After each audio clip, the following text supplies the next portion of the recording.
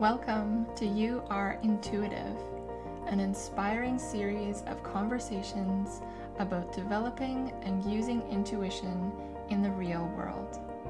I have connected with some of my favorite people for this series and have shared candid, intimate, and grounded conversations with them around what intuition is and who can be intuitive.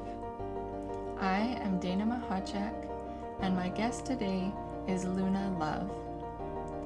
Luna is a woman of devotion, a leadership mentor, and the host of the Ladies Who Lead podcast. She assists women who are ready to share their gifts in the world to achieve clear vision by providing supportive, life-promoting experiences, practical tools, and spiritual wisdom. Luna supports embodied transformation through the power of self-awareness and aligned action. She is devoted to social justice advocacy through council work and the dissolution of separation amongst people and environments, as well as to the restoration of sacred union within all relations. In devotion, Luna is here to walk a path of beauty, and it is a true honor to speak with her today. May our conversation serve your highest good, and thank you so much for being here to tune in.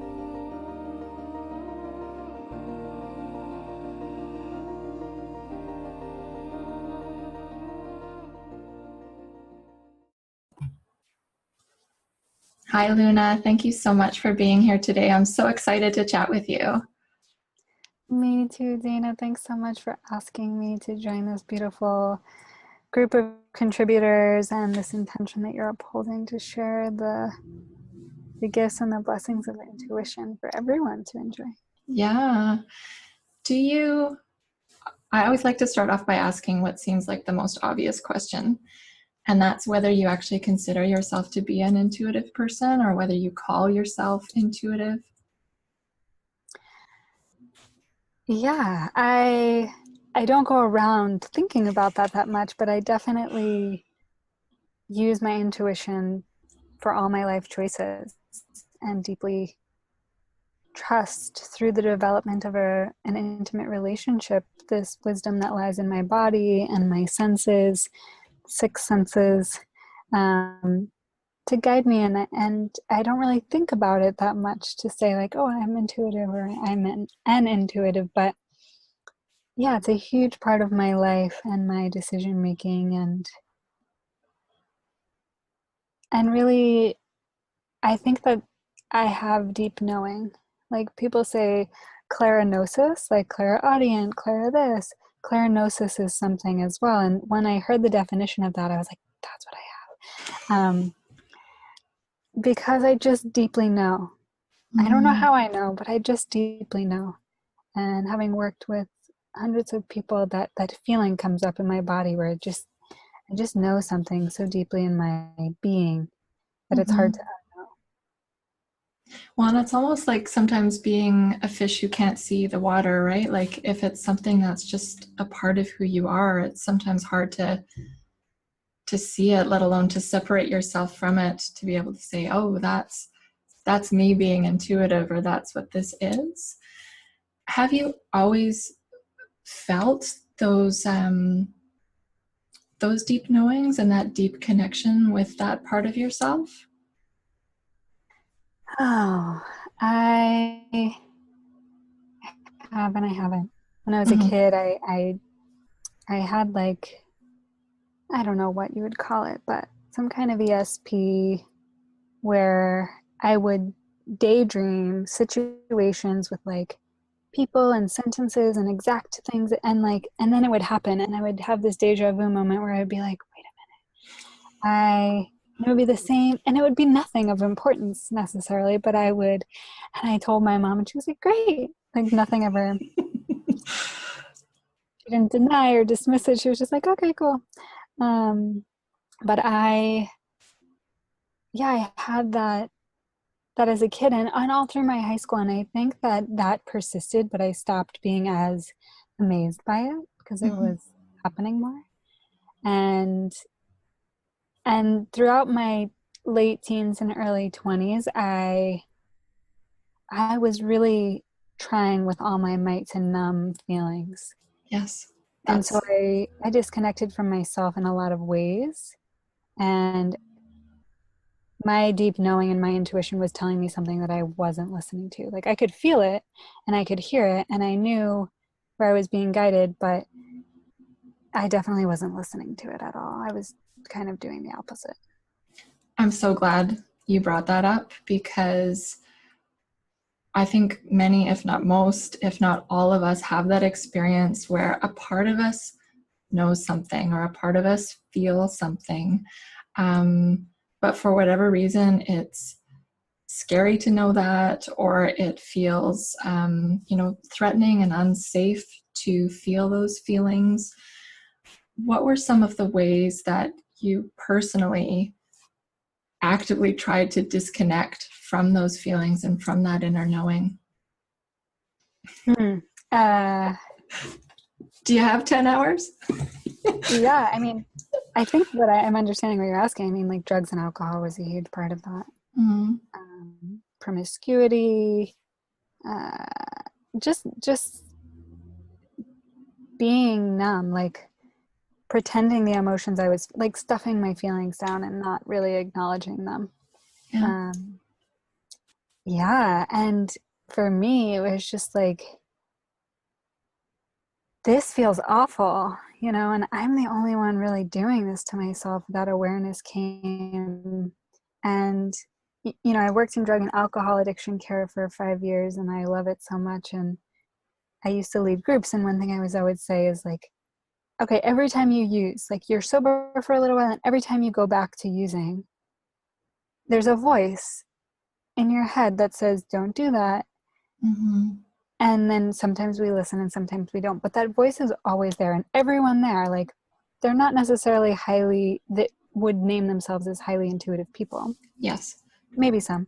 But everyone has that voice that says, this is not good for me. And then safety, like patterns of our mind and what we believe keeps us safe and how much power we give to the ego and its protection of us versus our deep knowing, I think really is what decides those decisions of do we listen, do we not listen. So for me, I just got to the point where I was like, I feel awful, like emotionally, physically, mentally, creatively, not creatively, but like my creativity was like my only way of actually acknowledging my emotions Mm-hmm. through, like, at the time it was mostly like painting, but I would have these like bouts of like just not having any creativity.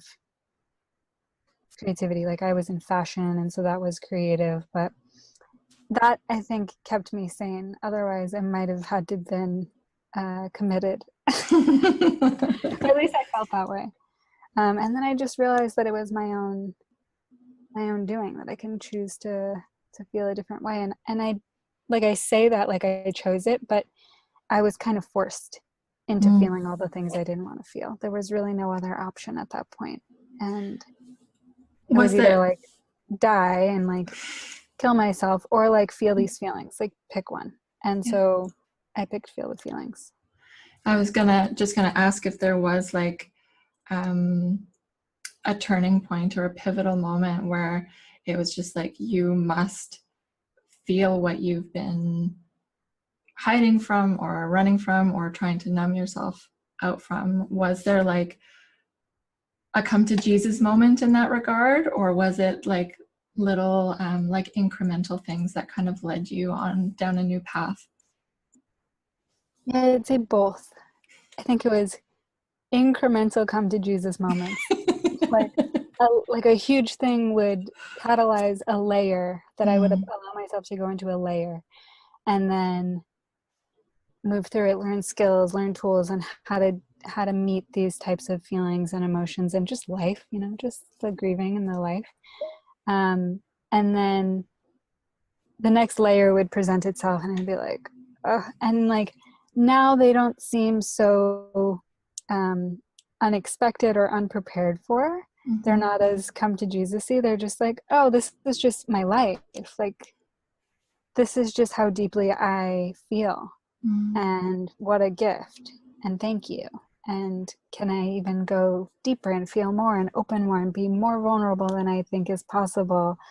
So now it's a totally different approach. So they're not as huge. And I may have many more of those in my life, but at this time, I probably had like 3 good incremental steps of like starting to cry after having numbed for many years, just crying. And then like not even like for no reason. Cat commercials on TV. I would just, Me too. I hadn't cried for so many years that I needed to cry, and I'd like stuffed all those tears down. I'd become really calloused and angry because of not acknowledging my deep confusion and sadness. And then, so that was like layer 1, I'd say like 23. And then almost 10 years ago. And then maybe at 26 there was like spiritual awakening. Whoa, like I had context for some of this, but like I wasn't embodying or living it, and just like radically changed my life overnight, and was living almost completely on intuition. Like, no, because I didn't have any sense of knowledge in this new world. I was really just trusting like this. I don't know why I'm doing this, but I'm doing this. I'm quitting my job. I'm breaking up with my boyfriend. I'm not hanging out with friends. Like I don't know why, and I don't need to explain it. And then I'd say when I deeply, deeply gave myself permission to grieve, that was like the third big time. Layer. Yeah. Yeah, and I guess they were all 3 years apart, coming to see that. And then when's your next one due then, if it's every 3 years? Are you due for your next layer soon? Yeah, I guess so. I think it's been happening, I just don't see it as like, oh my God, my life, like it's just like, this is just life. And I have cultivated such a capacity to be with my emotions. And when we talk about intuition, for me a lot of that is listening to the wisdom of the body. Yes. We all have different ways of like intuitively knowing things, whether it's like touch or hearing or sensing, or I was talking about all the clara things, clairvoyant, clairaudient, clairsentient. Like, so people have these different levels of, or like ways of feeling and knowing and intuiting something. And I also feel like my path is really looking at emotional mastery, and not that I'm a master, but that I'm on that path every day. And so for me, my emotions are my intuition. My emotions are my compass to show me what I can look at, where I can go, to pause, to deepen, to open, whatever it is. My emotions are really what is showing me the way a lot of times. And so trusting that has become, being in relationship with it, so I can actually hear them in the moment that they arise, and not have them get like, listen to me. But they're like, oh, I can hear you, just like, hey, it's anger. Hey, it's this, oh, hi. Right away. Did you find that it was a process for you to, well, I'm sure it was a process to start developing that emotional mastery? For sure. But especially in a culture or in a context that really prizes the intellect. And I know my own experience, I was always really sensitive and very emotional, but I somehow felt that was, not a desirable quality. I certainly didn't feel that it was a gift or a superpower. And it was something that I was always trying to mitigate, or like at least have some veneer over top of it of like logic and reason and all of that. How have you, in kind of like a day-to-day tangible way, started feeling your feelings? Like, if somebody's wanting to get to know their own feelings, what are some ways that they can actually touch them and feel their own emotions? This is a great question. For me, it's the willingness to have a radically intimate relationship with my body. because that's how I feel my emotions, is very much in my body. Um, and I find that when I'm committed to having an embodied experience, when I'm not in my body fully, I'm not really acknowledging or honoring my emotions or what's true for me in the moment. And sometimes I have to, like, somebody has to invite me, or I have to pause and invite myself to just deepen in my ability to reside fully in my body as a way to feel what's happening. Because I think a lot of people experience emotions all day long. And yeah, part of it is the mind, but when you're in your mind, you're not in your body. Yeah. You're in the mind, which is not the organ of the brain. You know, it's this invisible subconscious. And so it's like the cloud. The cloud, it totally is. Yeah. So when we're in our bodies, we can really feel deeply, oh, I'm like feeling constricted here. And like, I don't have to explain it and I don't have to name it, but I can just honor that that's what's coming up for me right now. Like, I'm feeling like a tightness in my chest, or this back pain that comes and goes is really active right now. And when I'm in my body, I can acknowledge that. And I don't have to say, I'm sad because you did XYZ. That's mind. Yeah. That's mind. That's reasoning. That's giving it, it's the way that we create meaning a lot of times, is through these explanations. The sky is blue. Like, all of these are just words and little symbols meanings that we've created to the symbols that we see in our life. And so I think with the body, it's just like, oh, I'm just going to feel that. I'm going to honor it. I'm going to acknowledge that that's what's coming forward. It's coming forward to communicate with me. I don't need to figure it out. I just need to be with it without a story and feel it and breathe into it and let it show me what else is there. And maybe the layers come forward, maybe it moves, maybe it changes, maybe it stays, maybe it gets more intense. Can I just stay with it and breathe and not avoid and not run away and not make up a story and not be in my mind and not try to fix it or figure it out, but just be in my body and just honor that this is great. Cool. Thanks for showing me that I was feeling contracted. You know? In that part, yeah. Yeah. One of the other things that I had heard you bring up in another interview was a concept I just loved about how you don't go digging. Like, I know a lot of inner child work and just self-healing, it's like a pursuit of something to like actively dig and actively like go as deep as you possibly can. Can you speak a little bit more about what to do maybe instead of digging? Like, just how do you, what is your approach instead? Yeah, thanks. Thanks for bringing this up. I don't know if I discovered this within my own, like, relating to myself or with clients. And I think just like in addiction care, seeing client after client after client every day.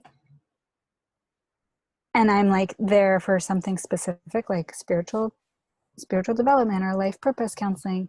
There's this expectation for people to have like an agenda, for them to feel safe, of like, what are we doing and what does session 1 look like and what does session 2 look like?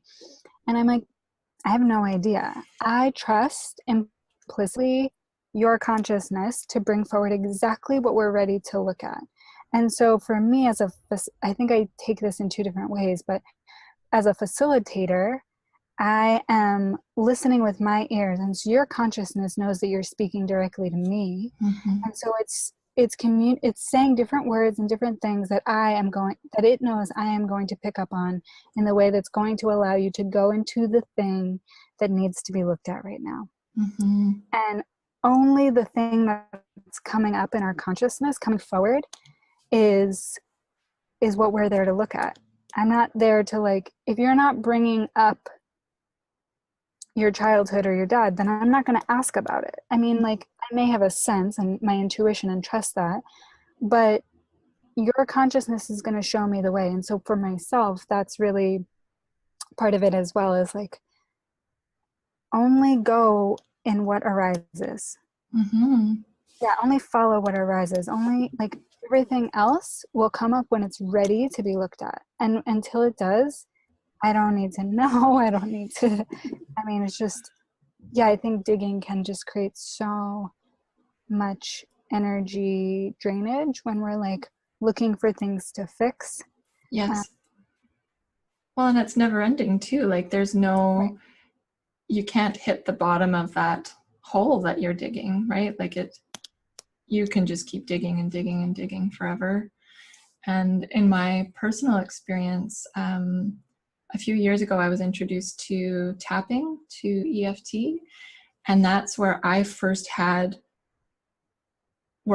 developed the trust that, like you're saying, exactly what needs to come up is what's going to come up in that session.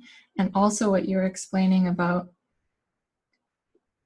you know, we're meeting physically with whoever we're meeting with in a session, but energetically, our consciousness is communicating with each other, and it's making assessments and making adjustments and bringing up knowledge based on the context, right? It's like, okay, you're with this person, this is at this time, here's what's safe or what's right or what's true to bring up now.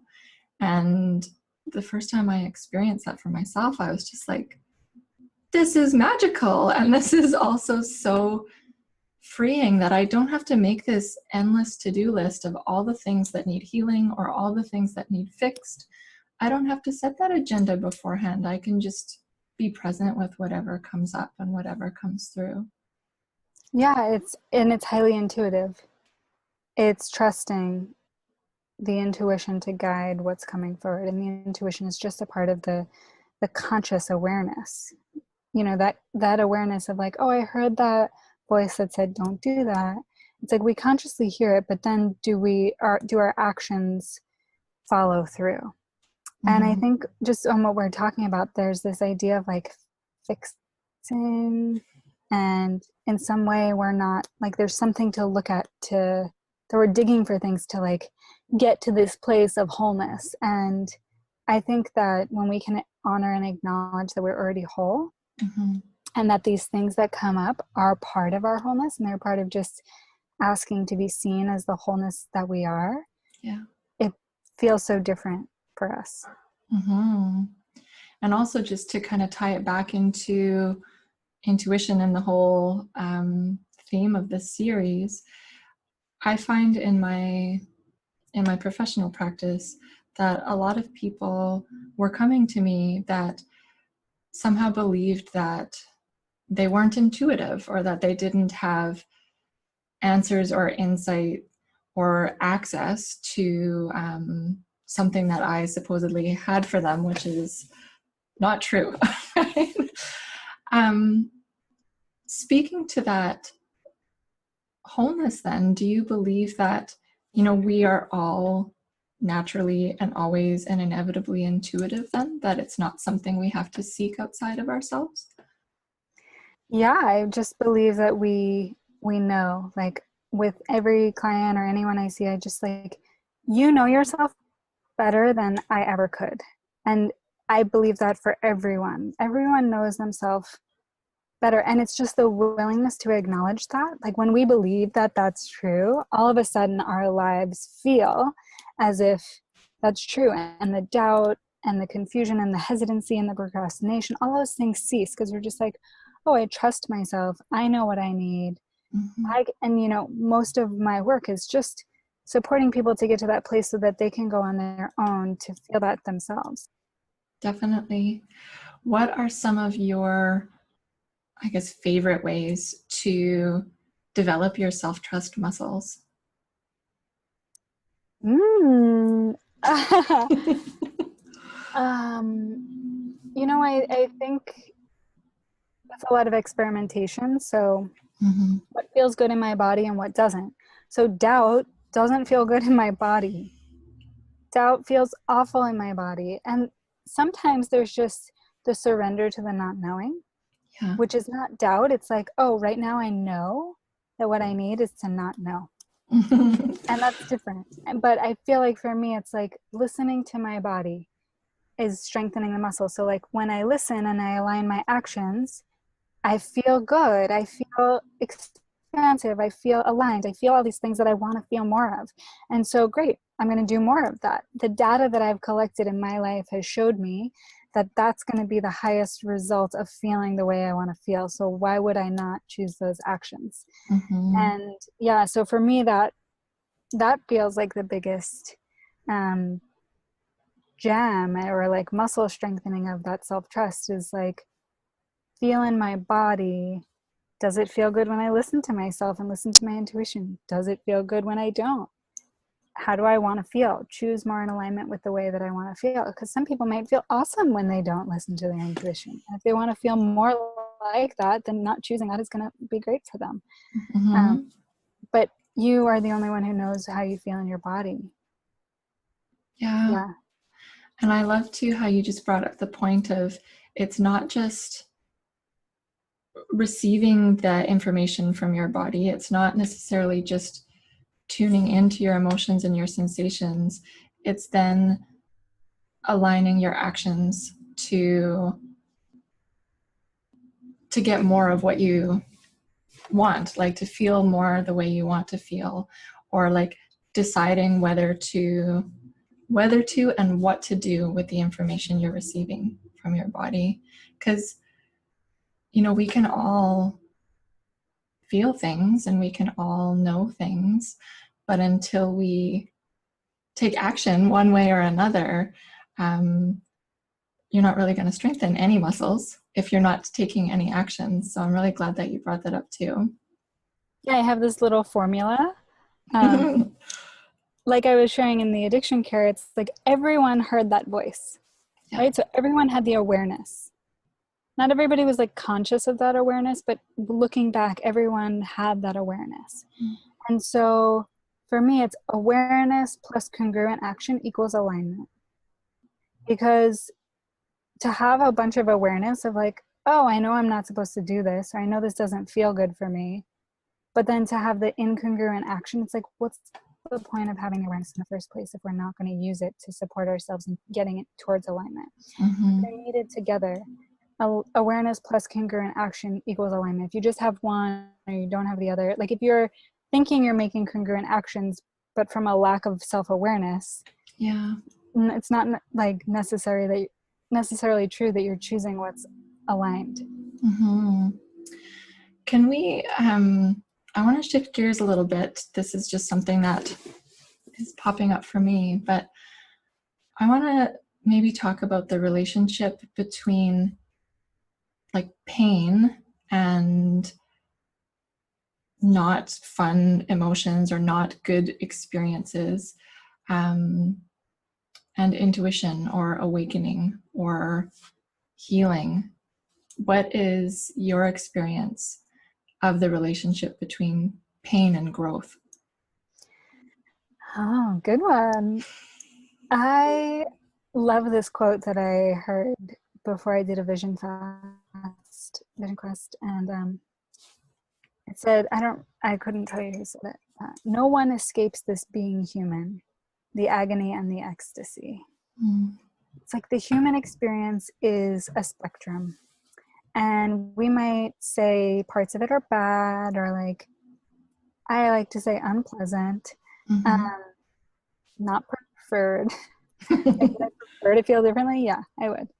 But I really see everything that comes up as in service to us. And I think that my implicit trust that whatever's coming up is in service to me, and using it as an opportunity to look at how is this pain, suffering, whatever it is, my ally? How is it showing me what I need to see? How is it supporting me? And when I take that approach of my emotions as an ally, be it, extreme sadness or anger or grief or, guilt and shame aren't places that I go to a lot, but I'm sure that guilt comes up every now and then. yeah, they're part of the beautiful spectrum. And I don't think that we could really understand the fullness of the ecstatic states without that. If we Mm-hmm. were just living in an ecstasy all the time without that, life is made up of waves. Everything is made up of waves, and including our experience. And so there's the ebb and the flow and the highs and the lows. And I've come to be in a place in my life where I just welcome it. And I've come to know, that Rumi beautiful poem, The Guest House, where it's like, welcome them in, Mm-hmm. whether they make a mess of your place, and treat each one like a guest, because you never know what they're here to bring you. Mm-hmm. And I'm butchering a beautiful poem, but I haven't read it yet, so I'll oh go. yeah, I'll read the actual version. oh my God, it's moving in the best ways Mm-hmm. possible to understand the human experience. But yeah, it's just part of the human experience. So how, if I trust that these are my allies, Mm-hmm.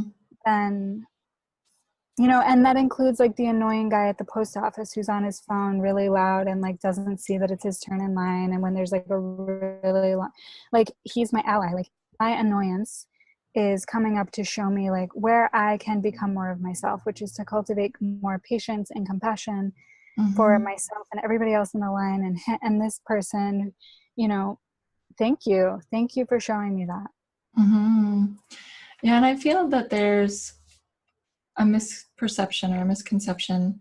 I know that I've had this perception before, that like if I develop my intuition and if I'm really connecting with my inner guidance, that somehow I secretly hope that it means that everything's going to be good, right? And that, if I'm living in alignment and if I'm making choices based on my own inner guidance, that it'll somehow give me like a free pass in life, right? Which is not at all the case, I find. I don't live a perfect existence. No way. But yeah, can you speak to that idea that like if you're really intuitive, or if you're a good intuitive, that you should somehow be able to avoid pain, or be able to um, not have even to change your mind, right? This idea that if you're listening to your intuition, that you're going to make this perfect choice and never have to course correct after that. Do you find that in your own work and in your own experience that you bump up against that belief? Yeah, I think that what's true for me in one moment might not be true for me tomorrow. And my intuition will tell me what's true, but I can only trust that that's my truth for this moment. I can't say that this is my truth forever and ever and ever. Like, Mm-hmm. I feel called to go to this grocery store today. Like, if I want to go to a different one tomorrow, that's fine. Um, that's part of it. And what I really believe is that these are tools that we're cultivating to invite more grace into our life. So these challenges are life, these feelings, these beautiful sorrows, beautiful grief and loss and death, like, it's all part of the magic of life. Mm-hmm. And my intuition is a tool that I've cultivated to allow me to meet those challenges with more grace. Mm-hmm. I don't think that they have the answers of the get out of jail free card, but yeah, I want more grace in my life, and I've seen how cultivating my intuition and being in my body have helped. So I want more of that. Mm-hmm. Yeah, and I think it's just to, I guess, reassure people who are maybe starting out on their own intuitive journey or their own spiritual journey, that it's still okay to change your mind. It's still okay to course correct, and just knowing that it doesn't mean that you're not intuitive or that you're doing intuition wrong if things don't work out the way you had planned or hoped or expected, or if you need to make those course corrections along the way. It doesn't mean that you're a bad intuitive or that you're somehow failing at intuition. Yeah. I mean, I've definitely had those times in my life where I'm like, I don't know if this is my ego doubting or if this is my intuition. And I've had this conversation with two other women in the past few weeks, being in a like a stuck place in their lives because of that. And one thing that I want to highlight in this conversation about intuition is that it doesn't always mean that if you're intuitive, you have the answer. Yeah. Sometimes the answer is to surrender to the not knowing, which is a decision. You know, making a decision to surrender to the not knowing is following your intuition.